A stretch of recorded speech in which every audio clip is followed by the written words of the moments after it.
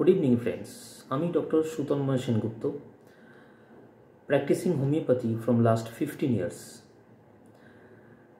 আমি বিশেষ করে ক্রনিক ডিজিজ অর্থাৎ যেটা অনেক দিনের পুরাতন সেই রোগগুলোর আমি বিশেষভাবে চিকিৎসা করি। আজকে আমরা একটি গুরুতর সমস্যা নিয়ে কথা বলবো, যেটা বিশেষ করে কোভিড পরবর্তীকালে বাচ্চারা এবং বয়স্ক মানুষরা এবং কম বেশি মধ্যবয়স্ক মানুষরা কম বেশি আক্রান্ত হচ্ছে। হ্যাঁ, আপনারা ঠিকই ধরেছেন। যেটা আমি আজকে নিয়ে কথা বলবো সেটা হচ্ছে ব্রঙ্কিয়াল অ্যাজমা বা ব্রঙ্কাইটিস, এই রোগটা নিয়ে।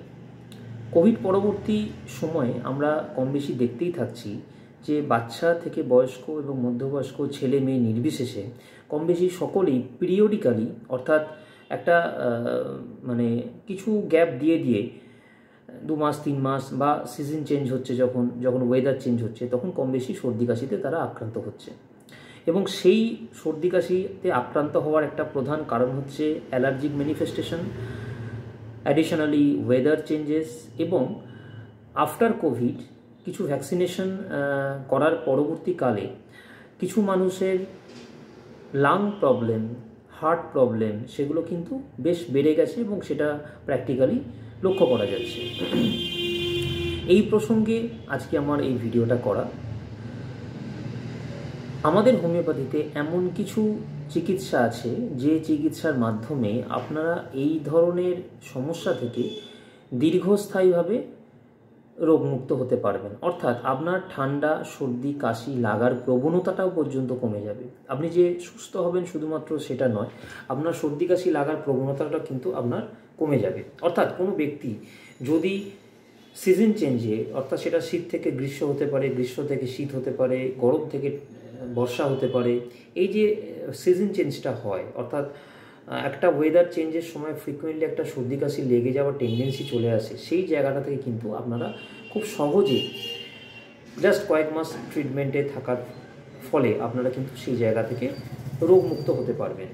যারা ব্রঙ্কিয়াল অ্যাজমাতে আক্রান্ত বা ব্রঙ্কিয়াল অ্যাজমার জন্যে আপনাদের প্রতিদিন ইনহেলার নিতে হয়, তাদের ক্ষেত্রেও সেই একই কথা আমি বলবো। আমাদের হোমিওপ্যাথি চিকিৎসার মাধ্যমে, ক্লাসিক্যাল হোমিওপ্যাথি চিকিৎসার মাধ্যমে, সিস্টেমেটিক ট্রিটমেন্টের মাধ্যমে, কনস্টিটিউশনাল ট্রিটমেন্টের মাধ্যমে আপনারা কিন্তু এই ধরনের সমস্যা থেকে একদম পার্মানেন্টলি কিওর হতে পারবেন।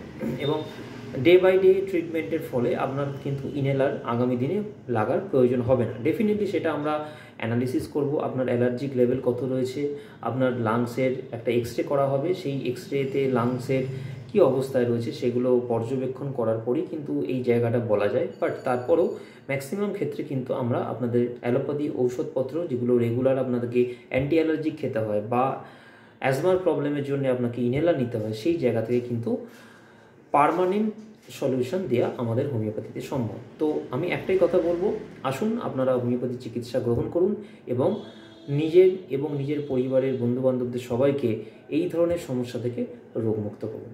ধন্যবাদ।